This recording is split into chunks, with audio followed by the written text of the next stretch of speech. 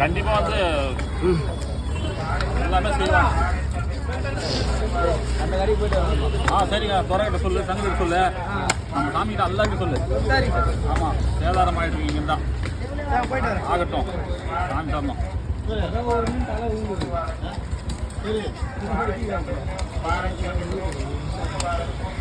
வீட்டுக்குள்ள போய் இல்லை வாடா வாடா.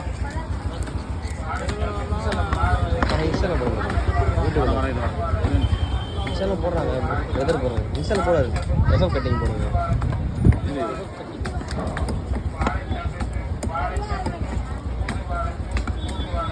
இந்த பசங்க தான் உனக்கு எடுக்கிறாங்க. எடுதா ஊற்றுதா 150 ரூபா. அவ்வளோதான். 3 மீன் 150 ரூபா. வரப்பே தெரியும்.